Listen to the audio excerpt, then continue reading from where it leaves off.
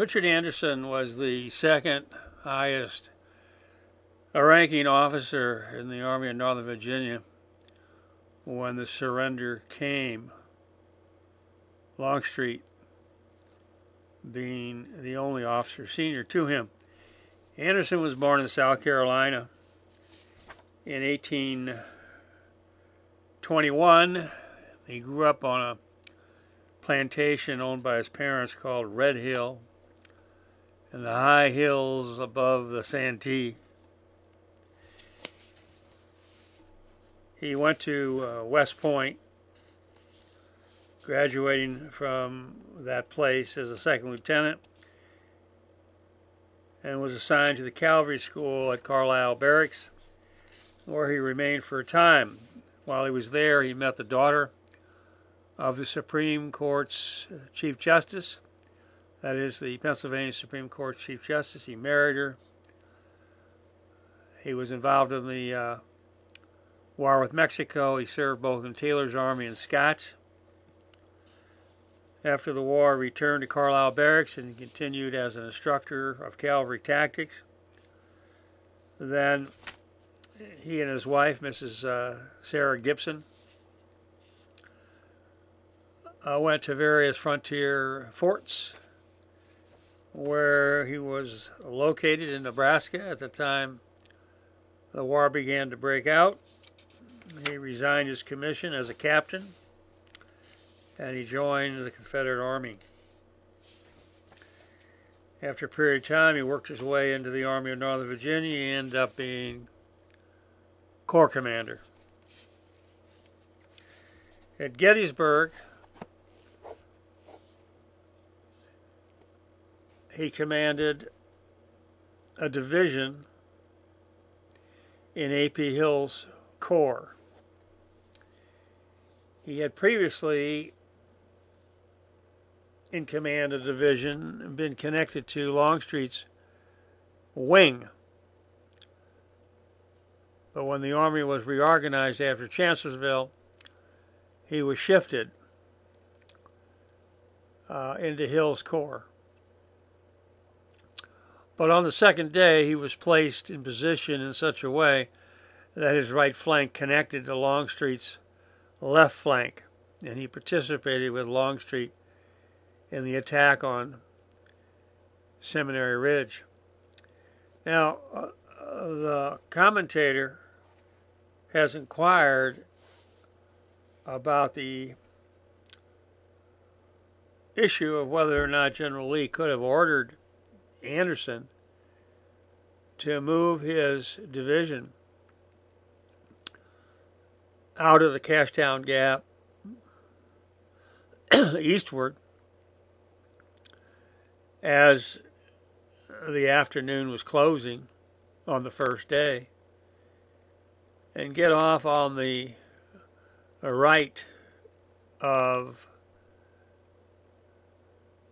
Heath and Pender and somehow come into action against Howard's fortifications that were being thrown up on Seminary Hill.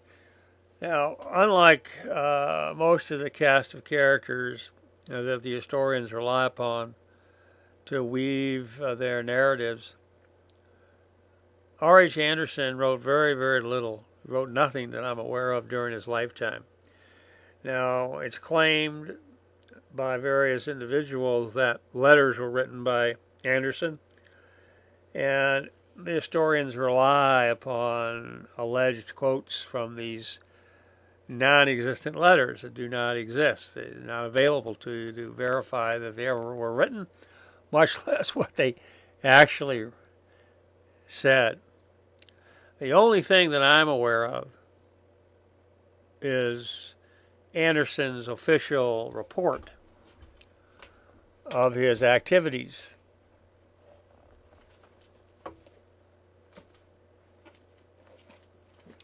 And this can be found in the Rebellion Record. And I'll read that part of the report, which was filed on August the 7th, 1863, in which Anderson tells us what was happening in relation to him during July the 1st. Quote, soon after daylight on July 1, in accordance with the commands of A.P. Hill, the division moved from Fayetteville in the direction of Cashtown. Arrived at Cashtown early in the afternoon and halted for further orders. Shortly before our arrival at Cashtown, the sound of brisk cannonading near Gettysburg announced an engagement in our front. After waiting about an hour at Cashtown, orders were received from Hill to move forward to Gettysburg. Upon approaching Gettysburg, I was directed to occupy the position in line of battle, which had just been vacated by Pender's division, and to place one brigade and a battery of artillery a mile or more on the right of the line, in a direction at a right angle with it, and facing to the right. In other words, facing to the south, facing toward Emmitsburg. Wilcox's brigade was posted in this detached position, while the other brigades occupied the ground from which Pender's division had just been moved. We continued in this position until the morning of the 2nd, when I received orders to take up a new line of battle on the right of Pender's division, about a mile and a half further forward. Unquote. Now, we got to digest a number of things here.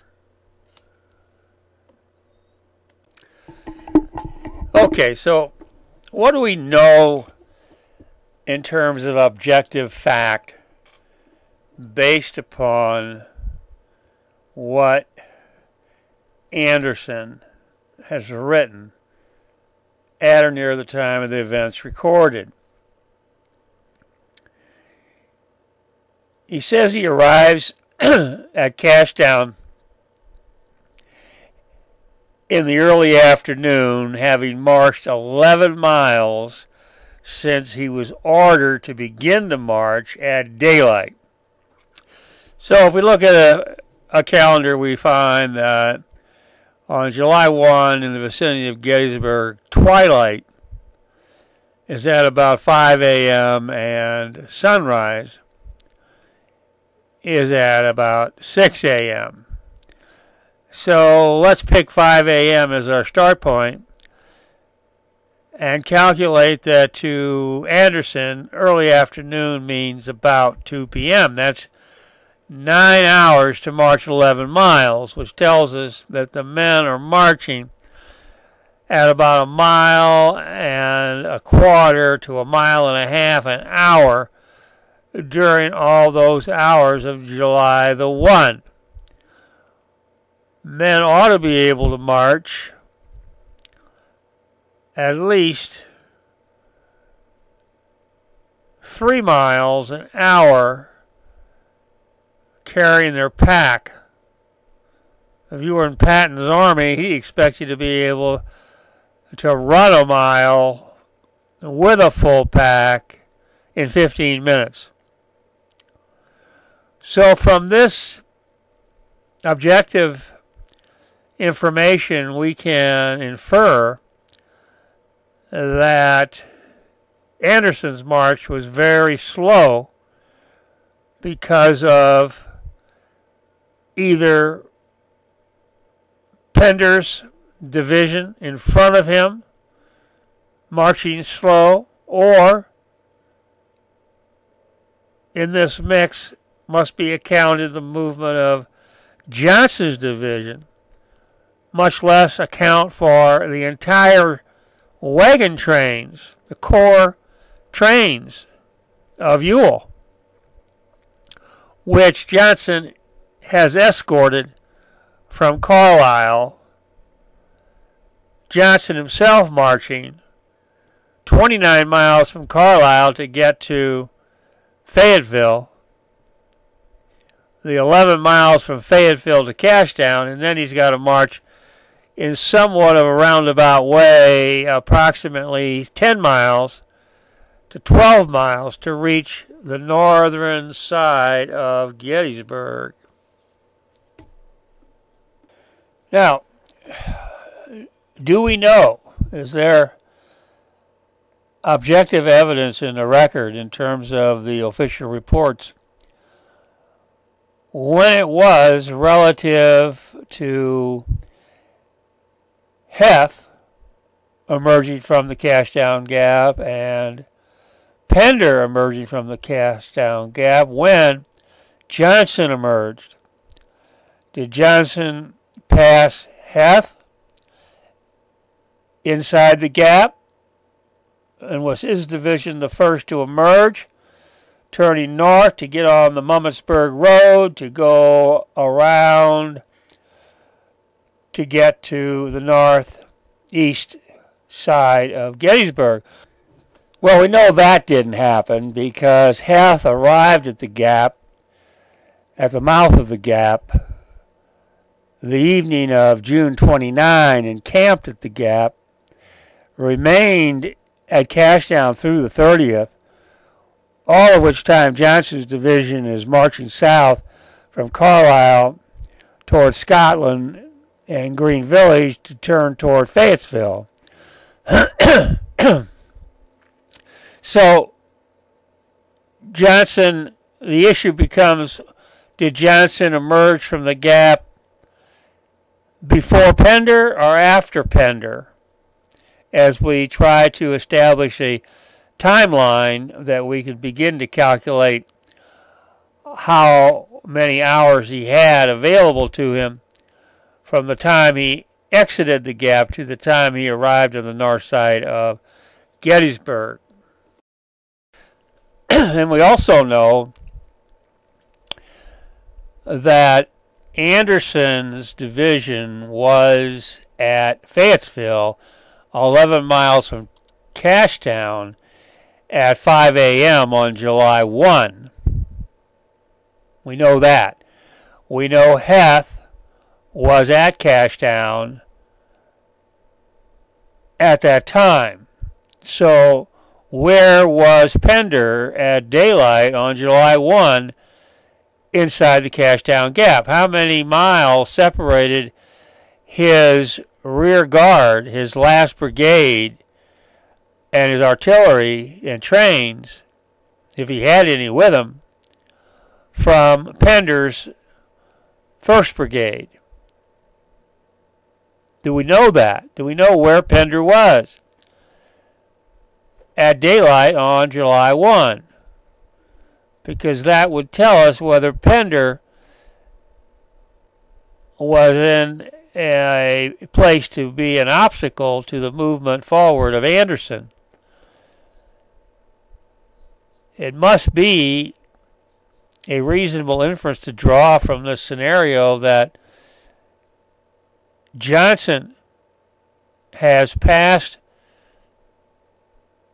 Anderson and during the day of July 1 passes Pender at some point inside the gap to emerge from the gap as Heth has moved forward toward Gettysburg starting at about 7 a.m. in the morning,